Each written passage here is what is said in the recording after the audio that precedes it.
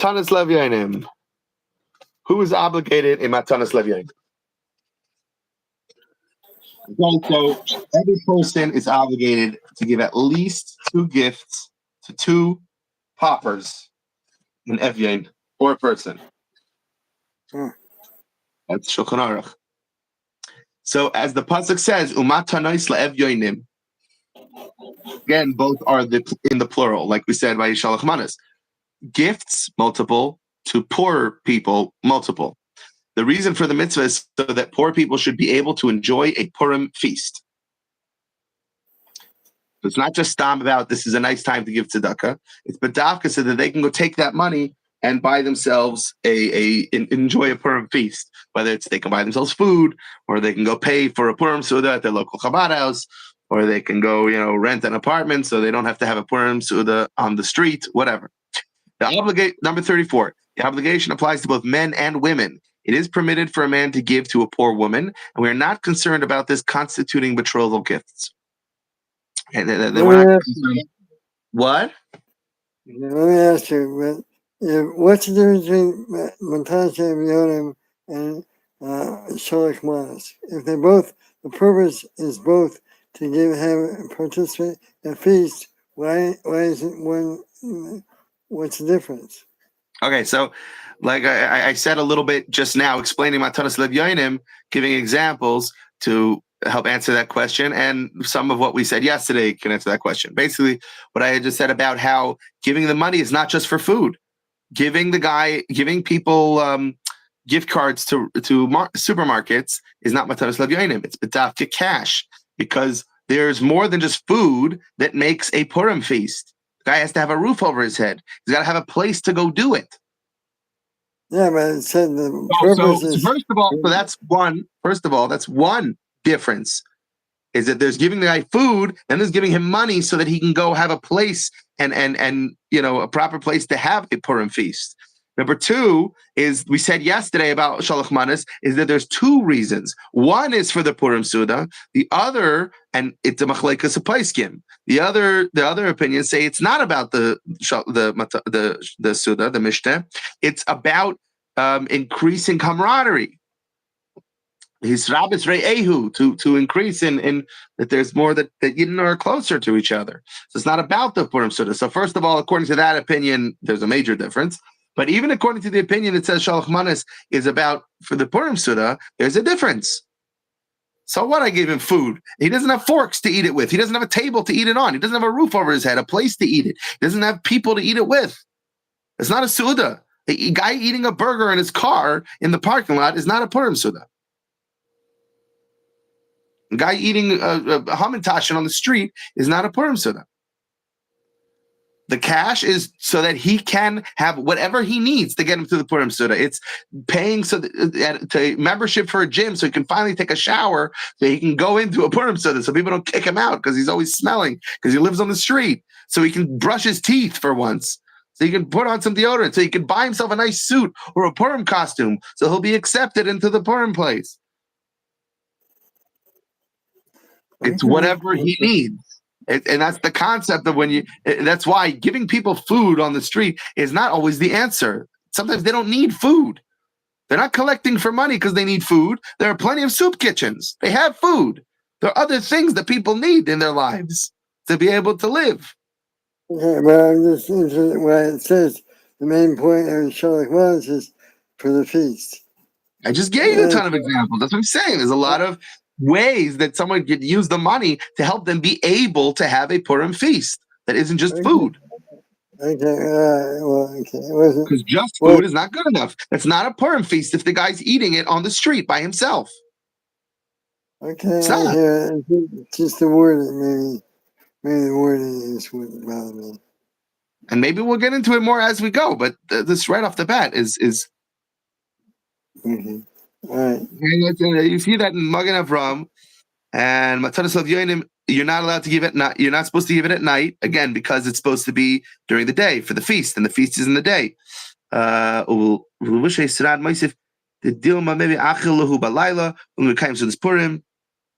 that's with regards to again, if you give him money for him to go buy food, at night, he might go and buy food and eat it at night, and then he didn't fulfill the Suda of Purim, which is supposed to be by the day. So that's why that's more commenting on the dafka why at night. And basically again, the Raga Chavar in Hilchos Megillah says they're not Yaitze Matanos Lev Yainim until the ani goes and eats a Suda of Purim. So similar to the Shalach Manas, where you can't just give it to the guy. The guy has to then go and eat a Suda. It's preferable that he goes and uses that for a Suda's Purim. Oh, okay. Which is why it's also very beneficial to have these organizations that help people with Suda's Purim, for the poor, Badavka, that you give your money, your Matanos Levin goes to them, because then you know for sure that it'll go to somebody who then goes and eats, a Purim feast on Purim.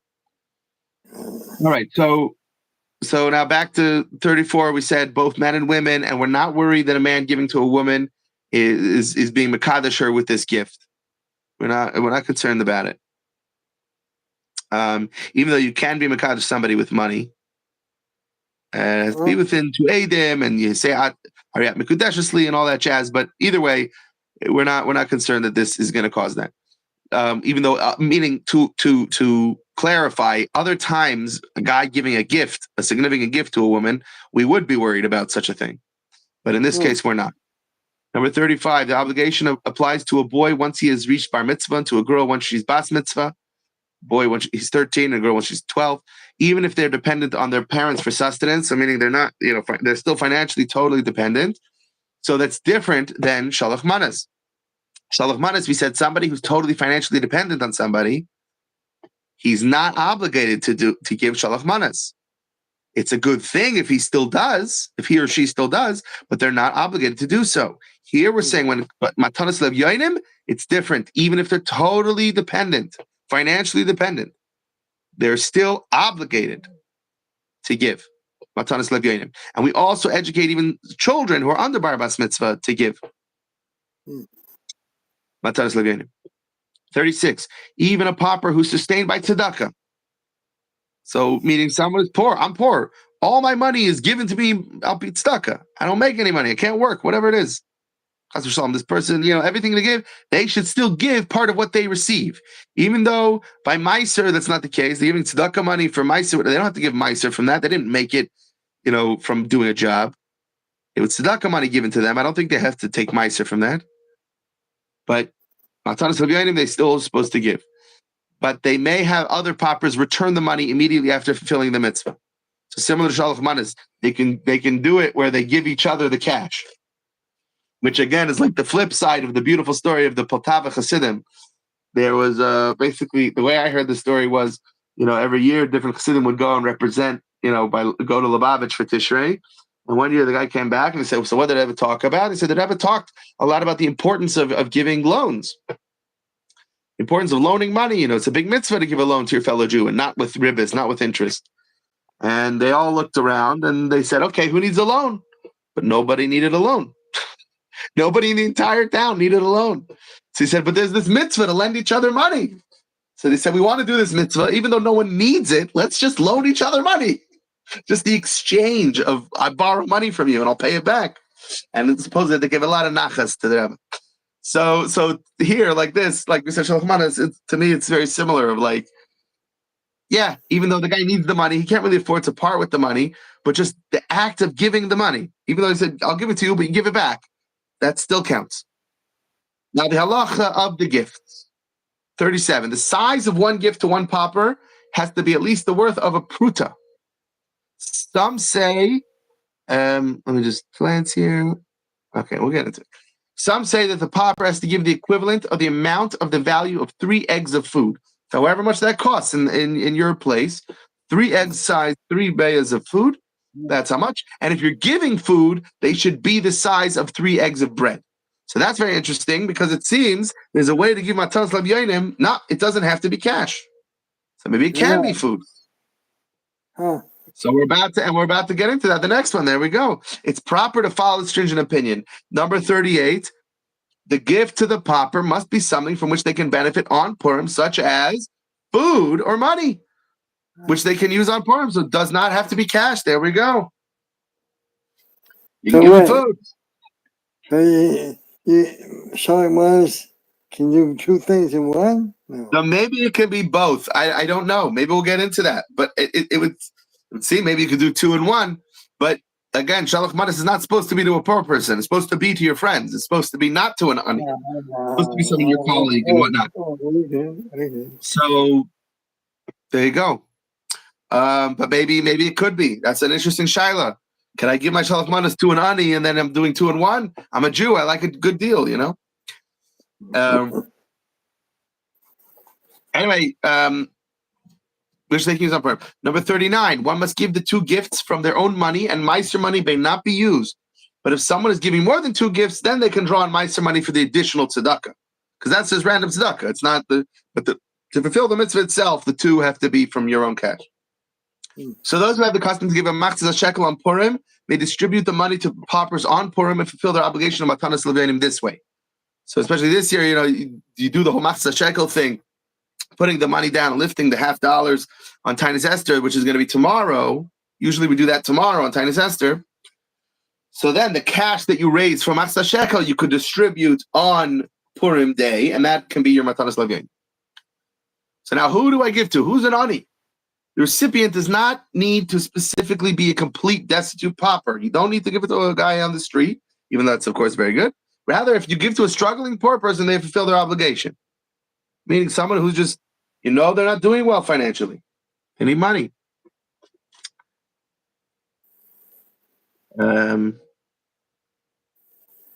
Just looking at this.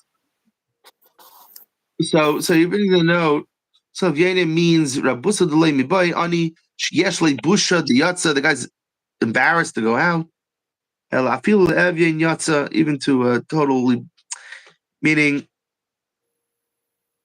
even though he's asking of you. Okay, whatever. Let's continue. We'll see more. I think we'll get more into what does it mean for a person. Number 42, one fulfills their obligation even if they give to a poor child. They understand that they'll be giving Purim money. 43, if one gave one pauper the amount of two gifts, some say they fulfill their obligation. This should not be done lechatchila. Rather, you should preferably make numerous paupers happy. Don't just give it all to one guy. A husband and his wife are considered two paupers. So if you give to one couple, basically, you give to the husband and the wife in order to fulfill the mitzvah. Through giving to both of them, you fulfill their obligation. Excuse me.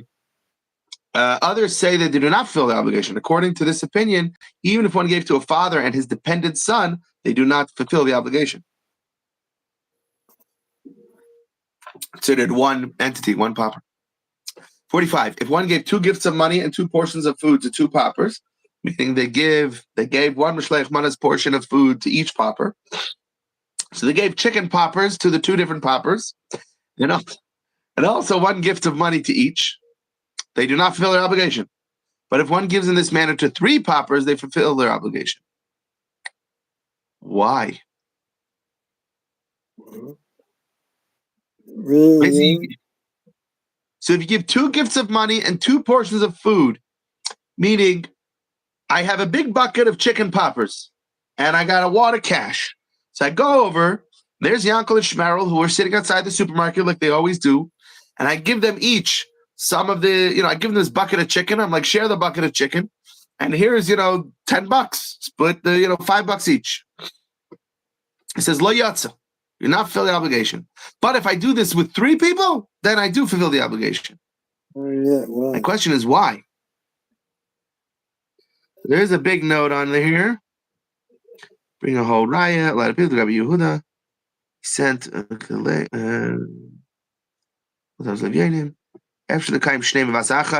so first of all, he says, he brings to the Gemara that Megillah, that you can fulfill by both giving one gift as Shalach Manas and Matanas Levyanim. You can do both in one shot. So that answers the question we had before. It can be two in one. The Deichadai is Rashi. So Rashi holds, though, that it's not Matanas Levyanim. So he says, no, you can't. And that was a mistake. That's not how my Gemara is written. You're not allowed to do both in one shot. So it seems to be Machlis Yishayim. He's a Oib, B'Shal Tzuvas, Aya Levi. Bays. Okay. I'm not sure why. There seems to be machlekes, but he seems to say that, so that's the difference. I don't know. Somehow there's a difference once you're giving it to 3 people, that it actually is counted as 2 separate things. But if you're giving it to 2 people, it doesn't count as 2 matanais. 46. It's a minhag to distribute Purim money to all those who work in Avos HaKodesh, such as malamdim and the like, teachers, rabbis, mayalim, shachtim, seifrim, etc. People working kashras. Donate money to them on Purim. And one does not feel the obligation of Matanas Levyanim through this, even if the Malamed is a pauper. It's a separate inyan. It's a separate minhag. It's not Matanas Levyanim.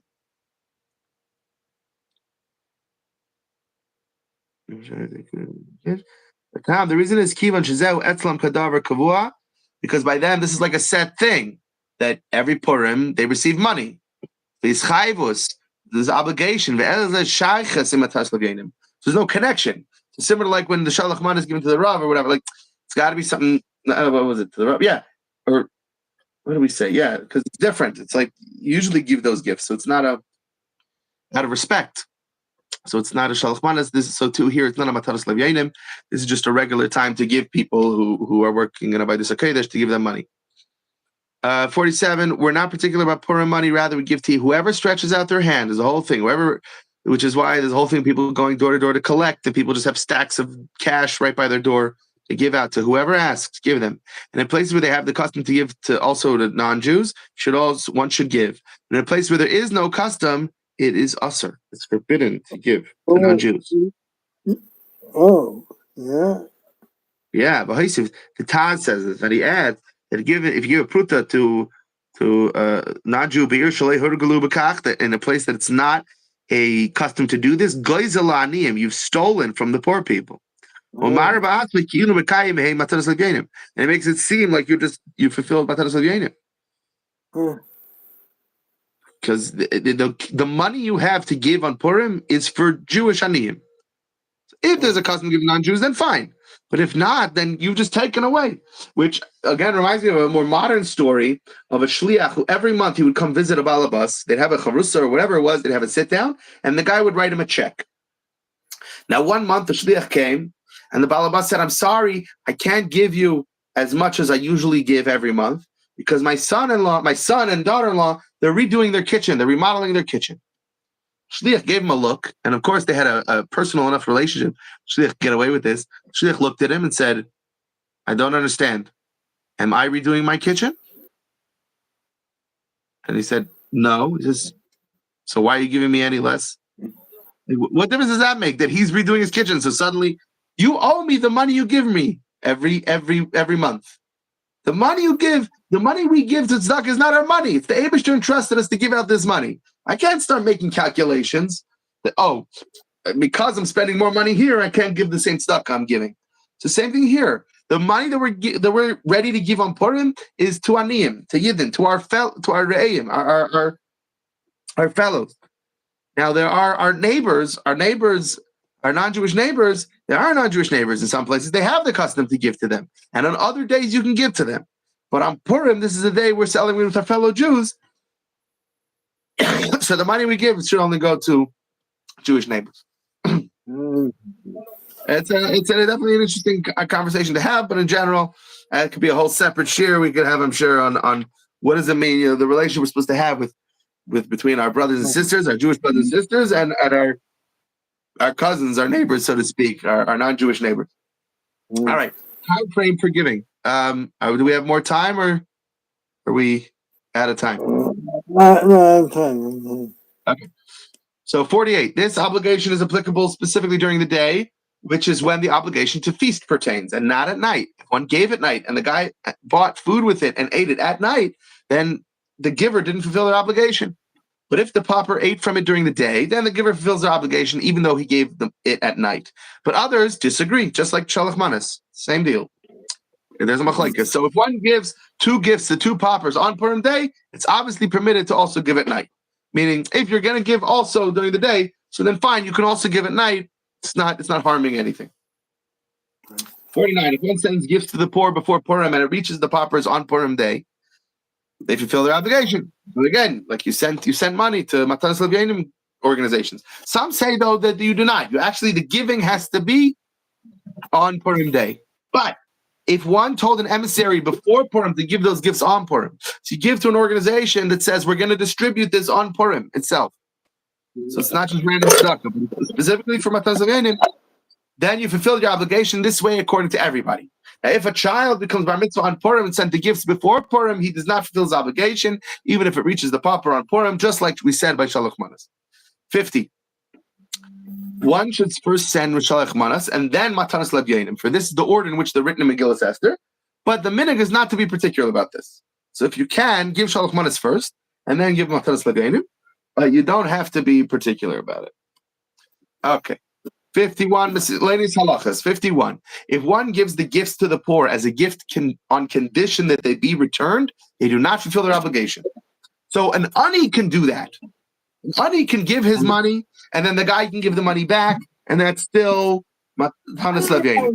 But a random guy, a regular Jew, cannot do that. You can't say matana almanach lahakser.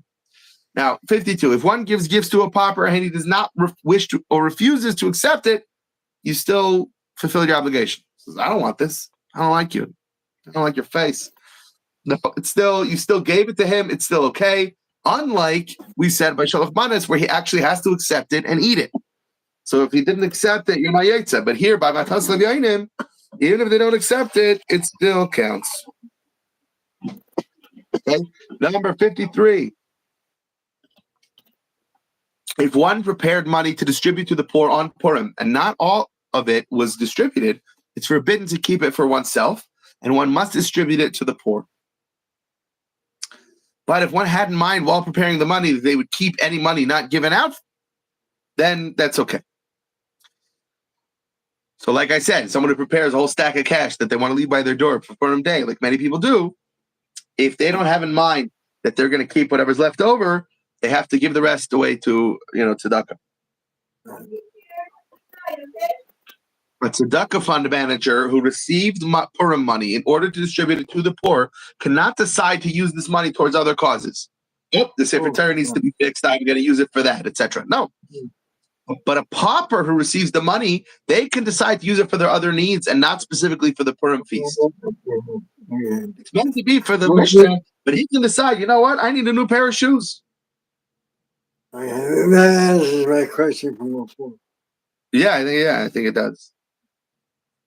Because even though the purpose of Matanas Levyanim is so that they can go to Mishnah or whatever to have a Purim feast, but technically they can use it for other things. So, yeah, it's very interesting. In a location, 55, in a location where there are no paupers, one may hold on to their Purim money and distribute it at a later time wherever they desire, like to other paupers in another city or whatever. And that's the last halacha in this pamphlet. Okay, Yasher Koyach. I think tomorrow night, I think 8 o'clock might be a little too early because might be at a minyan. End of the fast.